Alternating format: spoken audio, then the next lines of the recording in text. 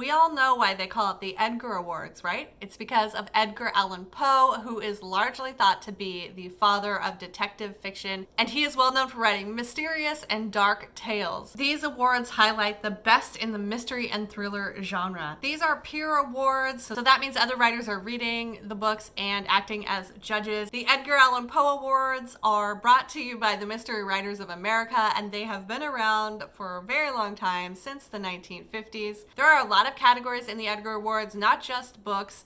There are also screenplays, short stories, TV series, and even radio dramas. The winners will be announced on April 28th, and you better believe I will be back with a video discussing those results and whether or not my predictions for the winners were right or wrong. In this vlog, I will be reading through the best novel nominations for the Edgar Awards for 2022.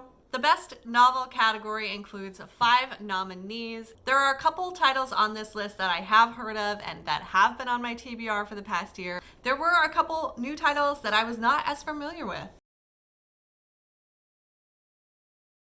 I've heard of this author before, but I've never read anything written by her. I think she writes historical fiction, and this cover, which is lovely and dreamy, does look like historical fiction. It also looks like maybe it has a hint of menace to it. It's giving off very historical vibes, kind of dreamy romantic vibes too. I don't know why, but I'm thinking like, is this gonna be an art heist thing? Maybe because of Venice being an artsy city. I think there's definitely going to be a strong female protagonist saving the day and maybe falling in love along the way.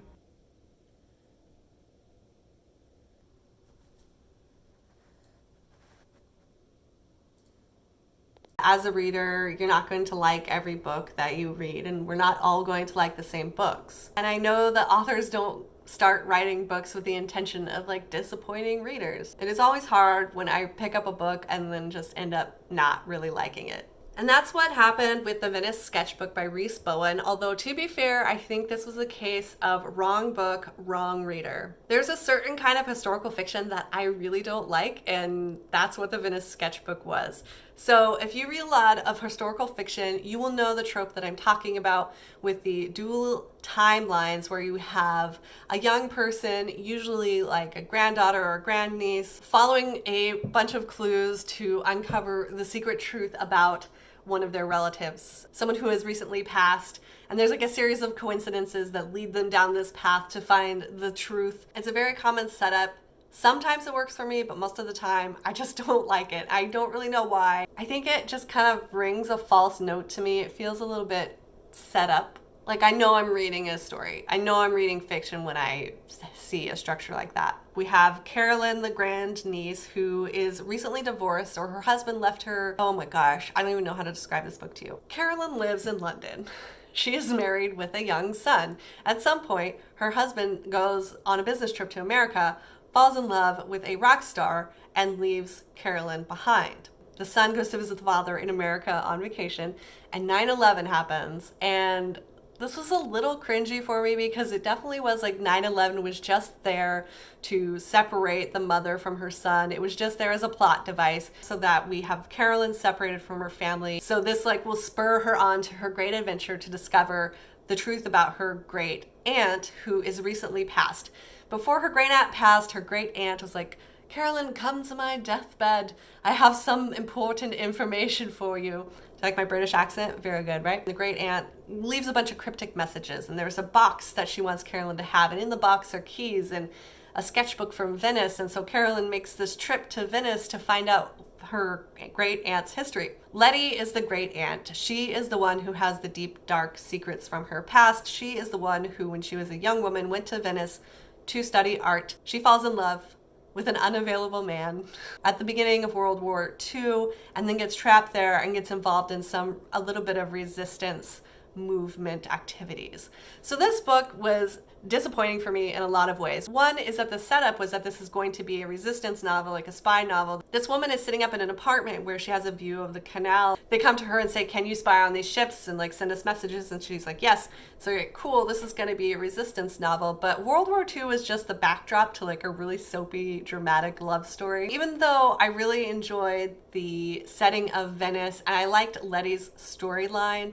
It all got a little mushy in the middle, and it got a little tangled up with Caroline's really boring plot. I didn't really understand the point of Caroline.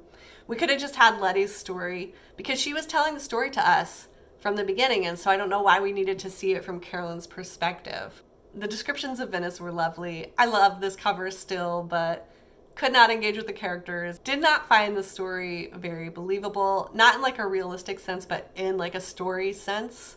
Within the story itself, it didn't really make sense. My favorite character was a side character, this Contessa who was Jewish. She was living in Venice and she like collected art. And one of the things she was doing was sneaking Jewish painters and Jewish artists out of Nazi Germany and bringing them to Venice and like saving them. And I was like, oh, that's the book I want to read. That's the book I wish this one had been. Hopefully the other books in this best novel category stand out a little bit more, or otherwise it's going to be tricky for me to try and predict the winner. Although I do have to tell you, I am not feeling very good about the next book that I'm going to pick up for this category. 5 Decembers by James Kestrel. Wow. Wow. Wow, wow, wow, wow, wow. I don't know anything about this book except for this cover. And we can all see this cover. We all know how I feel about this cover. I don't even know how to make a guess about this. Is it gonna be like an erotic World War II spy novel, or is it like a James Bond feel? I don't know what is going on here, but we're about to find out.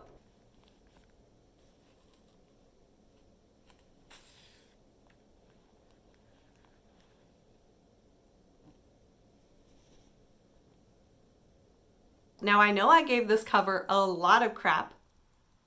I'm still gonna give it a lot of crap because I think this cover is crap. I don't know if this is gonna surprise you. It certainly surprised me. I liked this book like a lot, like way more than I thought I was going to based on this terrible cover. I would have never picked this book up if it hadn't been on the Edgar Best Novel list because of this cover. And I could have missed out on a really interesting historical novel. Okay, so this book wasn't perfect. It wasn't my favorite, but I did like it. I was actually pretty invested in the main storyline and the character arc.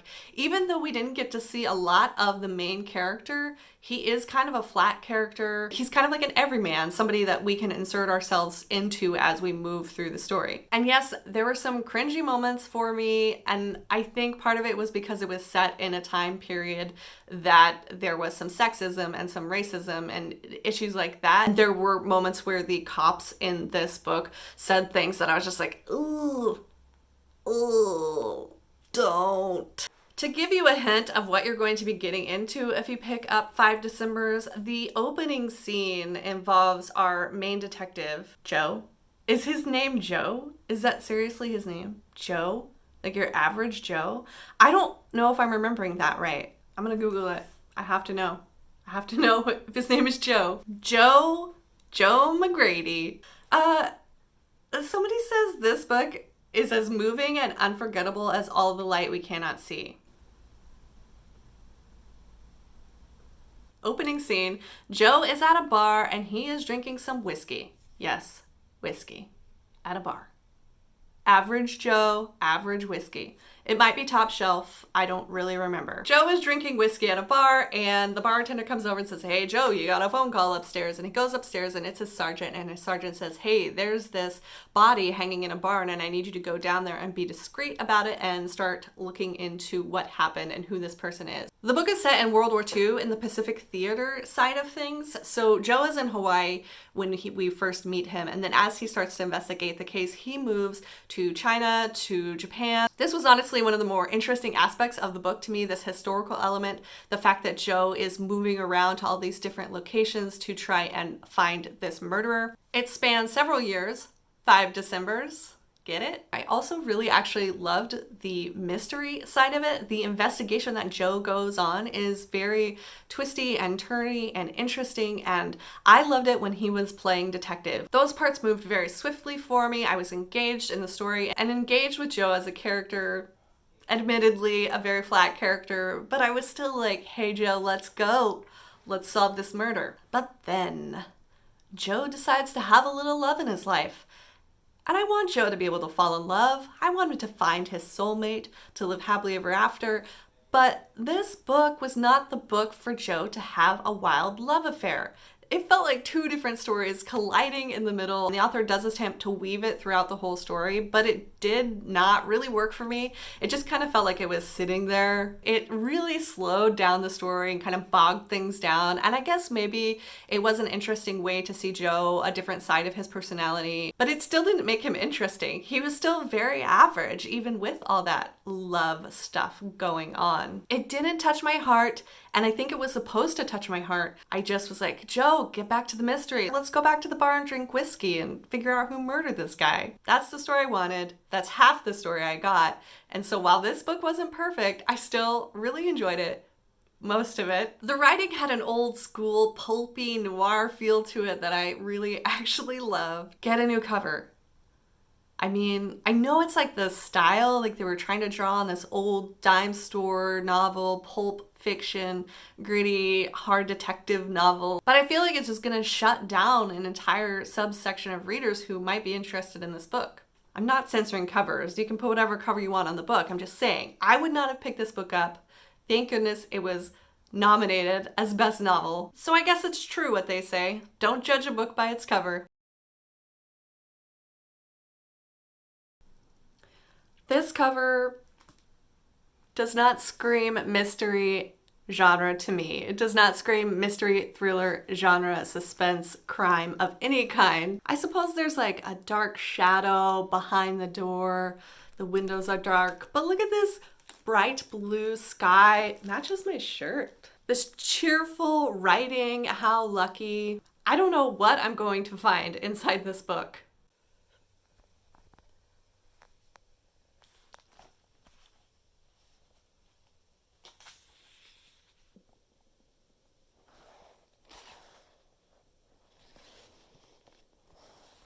I think maybe we should change the best novel category to don't judge a book by its cover. Cover does not represent the insides of the book, or covers that don't fit the story. How Lucky is actually kind of a dark and twisted thriller. Do you get that vibe? Are you getting that?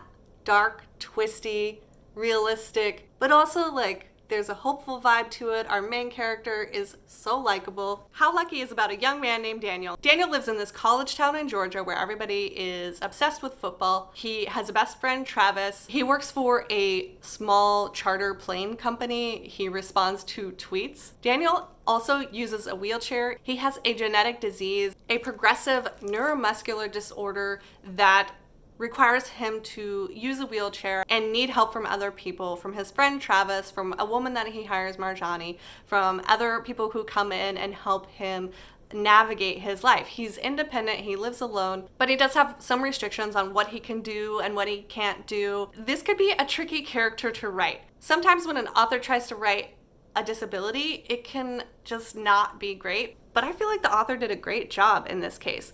It's hard for me to say because, again, I am an able-bodied person. I do not live with disability. And so, there could be some problematic things in here. But for me, there was a depth and a care and an empathy that the author took with this character. He didn't just make him into like a trope or two-dimensional or a sad tragedy story. There were a lot of layers. We are in Daniel's head the whole time in his first-person narration, and he kind of gives you a good glimpse into his life and what it is like to be him and to be inside this body that doesn't work for him, and also how the outside world reflects on him, how he reflects himself on the outside world.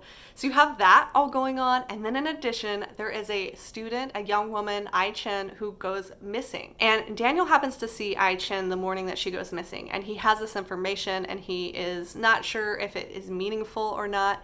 And so the book is twofold. It is about this young man dealing with his progressive disease and also at the same time trying to connect with the outside world and trying to help this young woman who may or may not need help, trying to find out what happened to her. It was a complex, fascinating book. I was just completely engaged in the story and in the characters, quickly turning the pages to find out what happened. There was humor in it, there was kindness, there was joy, there was hope, there was sorrow. There were a lot of emotions at play in this book, and I just don't think this cover accurately describes how much is going on in this book. It is definitely a darker thriller. There are some darker elements to it. There is a lightness too in the very fact of Daniel and his character and how he comes across on the page. I don't know if I would have ever found this book if it hadn't been on the Edgar Awards shortlist for Best Novel. Right now, it's a contender for first place. This is definitely a book that I have heard about before. It was a pretty big release, I think, last year in 2021. I've seen a lot of people talking about this book, so I am kind of familiar with the gist of this one. I think it is about two fathers who go on a revenge quest to, I think, find their son's murderers. That is kind of all that I know about the book. I do think S.A. Cosby writes a little bit on the darker side, a little more gritty crime type fiction. This is one that has been on my radar, and so I am really looking forward to finally getting around to reading it. This book is a dramatic tug of war between violence and vulnerability. This is one of those books that I don't really know how to feel about it after I get done reading. We have two men, two very different men. One is black, one is white. They live in different neighborhoods. They have had very different experiences. They both share the experience of having been in prison, but for very different reasons. Additionally, they are connected because their sons are married. These two men haven't really interacted a lot in the past because neither of them approved of their sons' homosexuality, of their love for each other. They were both men ignorant and homophobic and just angry at their sons. Then their sons are murdered. That's where this book starts. These two fathers meet at their sons' funerals, and they realize that they've wasted all this time kicking their sons out of their house, being angry at their sons for being gay. They've wasted so much time and so much love and so much energy not accepting their children for who they are and who they love. These two fathers team up to track down their sons' murderers. And so begins this kind of buddy road trip novel that is one part violence, one part just tender vulnerability. I definitely would say trigger warning for graphic violence. There were scenes in here that made me cringe, that made me want to turn away. There are also very touching, emotional moments, a very complicated, intricate character arc for both of the fathers in this book. And I found myself just very compelled to keep reading even as I was feeling squeamish about the violence. I think that's what S.A. Cosby did so well with this book, that made it so touching and so powerful, is that he was able to balance both the violent nature of these two men and their human vulnerabilities. So instead of just being a revenge thriller about two fathers who are on the hunt to track and kill their son's murderers, it became an exploration of grief and manhood and what it means to love. I don't know if this is a book that I can say I liked or enjoyed because it was a difficult read. It is, again, one of those with a lot of trauma and trigger warnings, but it was also really deeply moving. And I really enjoyed the development of the relationship between the two men, between the two fathers. I found that to be one of the more engaging parts of this book, was watching them decide to trust each other and watching them come to terms with the bad choices they made in their past when their sons were alive, the choices that had brought them to this moment where they were without their sons and could not seek forgiveness from their sons. So they were driven onto this path of violence to kind of atone for their own sins. It was a difficult story to read. I don't think that I would recommend it to everybody, but I found it to be a really powerful story of grief and guilt and loyalty and friendship and love and how we forgive ourselves if we can forgive ourselves. This is definitely a book that I would classify as grit lit, meaning that it's gritty, it's dark. It does not hesitate to dive into the darker side of humanity and explore those darker emotions and those darker layers. There are moments of lightness and even some moments of humor and hope. And again, I think that just speaks to the power of S.A. Cosby as a writer. I'm not entirely sure what it's about, but I think it's probably some kind of domestic suspense, psychological thriller vibes. Obviously, there's a missing woman, I'm assuming. This cover is fantastic, and I am looking forward to finding out what this book is and whether or not I think it's going to be able to sweep this category.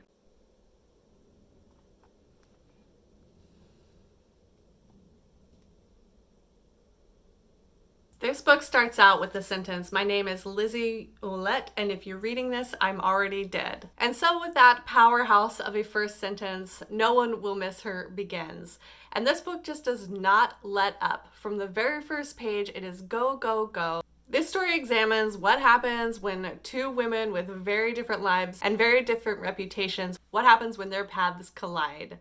You have Lizzie, who is kind of an outcast in her town. She's thought of as like a junkyard girl. She was born in this town of Copper Falls, but people treat her like she's an outsider, like she doesn't belong there. Her father owns this junkyard. She's just looked down on her whole life. And then you have Adrian, who is from the city, and she's a rich bitch, and she is renting Lizzie's cabin in Copper Falls in this out-of-the-way, woodsy, small town. Adrian and Lizzie's paths cross. Their lives collide. And what happens next is this book, basically. This book unfolds the story of Lizzie and Adrian, how they met, how their lives fell apart. There are a lot of twists and turns in this one. I had a lot of fun reading this book. It was a sharp and exciting psychological thriller that touched on a lot of things like reputation and how people view you and how people treat you and what you can get away with. You've got small town claustrophobia, you have unreliable narrators, rich versus poor, reputations, secrets, rumors. There are also some police procedural elements in this book, multiple narrators. This is the kind of psychological thriller I love reading. I don't want to say too much else because I feel like if I do, I'm just going to end up giving away a lot of the plot. This is definitely one of those books that the less I talk about it, the better your reading experience will be. I was super impressed with this category. There were a lot of great nominees for Best Novel. The only miss for me was The Venice Sketchbook by Rhys Bowen, and that I think is just a reader preference. All 5 of them were pretty engaging. They varied in content, in tone, in topic. There were a lot of psychological thrillers in this stack, but we also had historical mysteries and a police procedural. In addition, we had a wide array of narrators, from the everyman to a very gregarious and likable young man living in a wheelchair, to 2 fathers who are just filled with anger, to a woman who's dead. There were a lot of cover misses in this category, but the content inside these books was fantastic. Yeah, I think I'm gonna have a hard time guessing the winner here. I mean, I think right now for me it's between How Lucky and Razorblade Tears. These are 2 very different books with very different tones and very different writing styles, and I really enjoyed them both. I really loved How Lucky. That was a book that I really enjoyed. But Razorblade Tears was just such a powerful story and just so strong in the narrative storytelling, the way that the book was written, and just the way that S.A. Cosby was able to flex his writer's skills was very impressive. The way that even though I was cringing at all the violence, I was still very invested in the emotional arc of these men. How Lucky was also a book that with a lot of emotional depth and with a character that I just really connected with. And it told the story in a very different and unique way than what I usually see from psychological thrillers.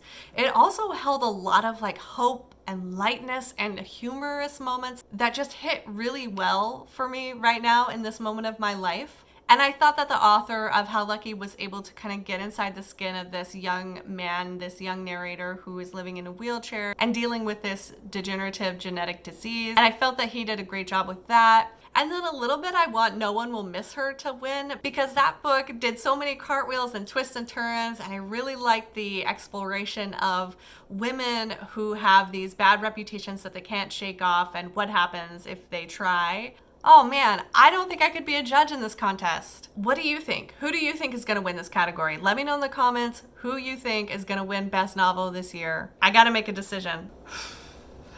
I'm gonna place my money on How Lucky. It has a strong, compelling mystery threaded through a very interesting and deeply felt emotional arc. I enjoyed that there were moments of darkness twisted up with moments of light, that it wasn't completely one thing or the other. And I just think that it was a character that we don't always see very often. And the way that he was written was tender and empathetic and sensitive and just had a lot of depth and a lot of nuance. Come back on April 28th. We'll find out if I was right or if I was wrong. I'm gonna get lucky with How Lucky. Thanks for watching. I'll see you next time.